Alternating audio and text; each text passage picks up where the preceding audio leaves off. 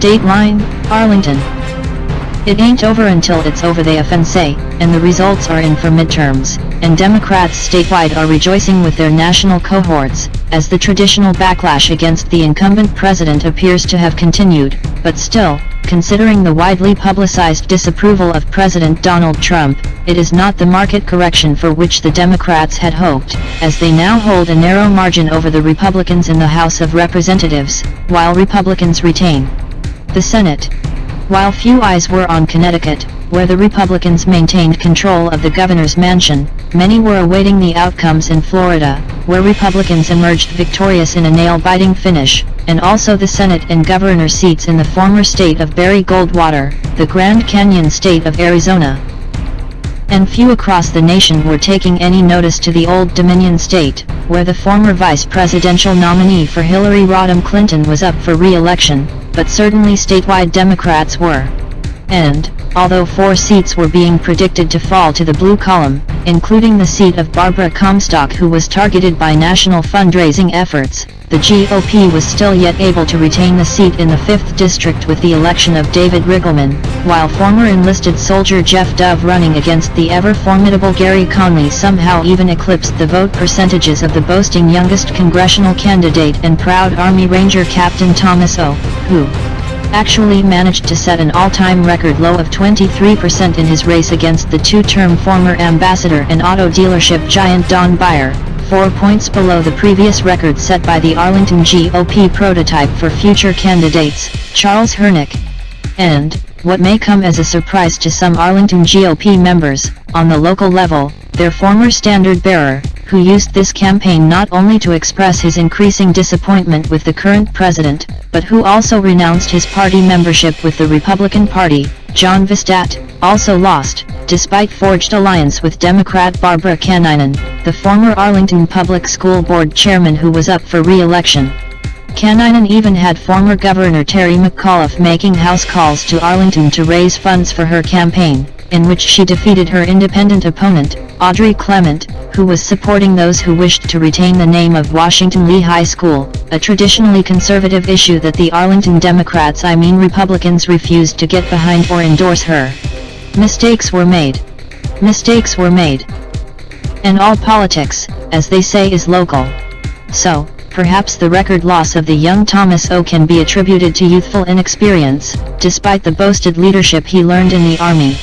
His novel innovation to campaigning in Arlington was rehashing the meal tax issue that was highlighted in the record-breaking Hernick campaign in 2016, while trashing candidate Donald Trump, a fact that did not stop him from showing up at an inaugural ball, not in a tuxedo, but just a business suit. How gauche is that, when not taking a break from campaigning to spend time with new fiancé and post pictures of PDA, he created a hot spicy noodles challenge video to encourage voter registration, and in similar youthful naivete, charged supporters $40 to join him at Dave & Buster's in Springfield and play video games with a generous gift of $10 in tokens, far away from the election night event of the ticket leader, Corey Stewart in Woodbridge.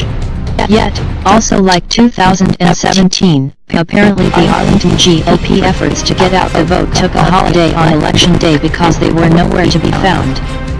Perhaps with his boasted 6 campaigns under his belt experience, Arlington GOP Chairman Emeritus Matthew Wavro assured Thomas O. that he would do well by just posting an unmanned sign at the precinct to blend in with all of the others, and not deploy in force like the Democrats who were out at least 5 strong at every precinct. Even the former Arlington GOP member John Vistat had the foresight to place at least one person at each polling place, which apparently caused an early uproar at the Arlington Mill precinct when the experienced volunteer entered the polling place with all of his campaign material moments before the polls opened, not emerging until 15 minutes after the opening of the polls.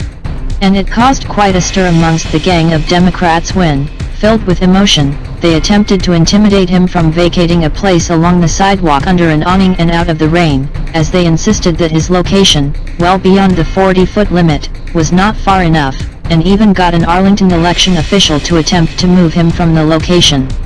But, well aware that he was within his rights, he stood his ground, and the Democrat mob went into retreat, disgruntled. But perhaps the real story for the election in Arlington was a public figure who was not even on the ballot, but who was on social media, trading barbs with George Soros apologists all day long. Why these openly gay liberals were so supportive of Soros and concerned about a local conservative not even in the states where they reside is not certain.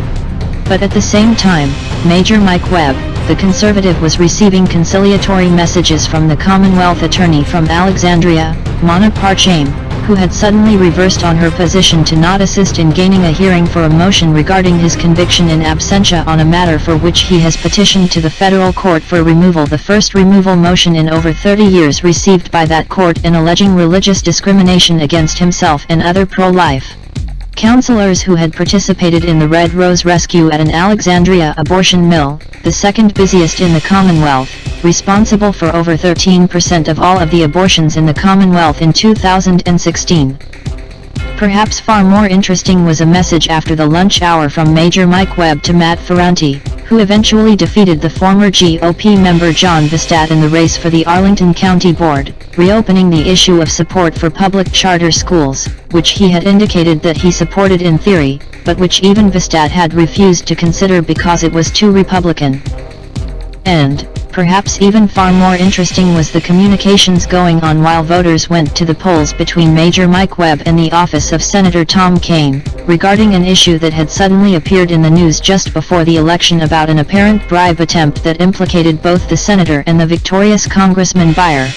Apparently the office of the senator is now referring it up for an examination that may well be too late to save the senator and congressman from criminal prosecution, because Major Mike Webb intends to enter his appearance tomorrow in the Fourth Circuit and submit his petition for review on the matter, to which, thus far, the involved agency, the Department of Defense, has decided not to contest or even enter an appearance. Still outstanding are a complaint against the Arlington NAACP that Major Mike Webb had issued to Mark Herring, the Commonwealth Attorney General, and to the IRS, alleging that that organization had not only failed to perform the charitable work for which it had sought donations in advancing the issues of colored people, but had also violated its 501c3 status by engaging in electioneering and political activities for the Arlington Democrat Party. Still outstanding is a petition to the Commonwealth Attorney General Mark Herring regarding the failure of both the Alexandria and Arlington police departments to charge or investigate a VA8 Democrat troll in Arlington who was transmitting electronic harassment communications in violation of 47 U.S.C. 223c. Still outstanding is a declaratory judgments action seeking to declare the Washington Lee High School Renaming Committee Policy Implementation Plan unconstitutional, as applied, on the basis of discriminating against the African Americans that the name change was purported to benefit, and filed on Friday. Still outstanding is an appeal of a civil suit brought against the Arlington Public School Board and other parties alleged to have engaged in a tortious interference against a business expectancy, a legal cause of action almost a century old, but an issue of first impression and now on petition to the Supreme Court of the Commonwealth of Virginia. Major Mike Webb is expected to submit the petition well before the November 29 deadline. And still outstanding is a request to the Commonwealth Attorney to bring charges of embezzlement against the Arlington Public School Board and Arlington Public School Board member Monique O'Grady for embezzlement of public funds when they retained the private counsel of John Cafferkey of Blankenship Keith PC to defend, under sovereign immunity, the crimes and tortious actions committed during her school board race. Oddly, the cum laude Harvard graduate not only claimed in his argument not to have received a complaint served by the Sheriff's Department, but claims to have filed a return of service for an amended complaint that was not approved by the court and for which he was advised of no hearing on the motion for approval.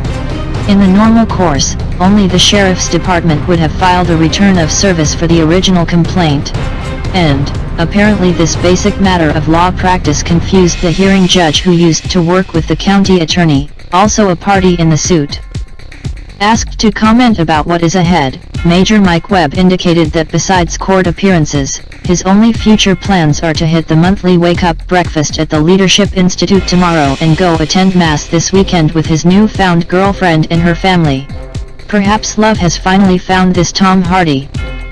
As Dr. Martin Luther King, Jr. stated, injustice anywhere threatens justice everywhere. Coffee is for closers. Attention. Interest. Decision. Action. Do I have your attention? I know that you are interested. D. Have you made your decision for Christ? A.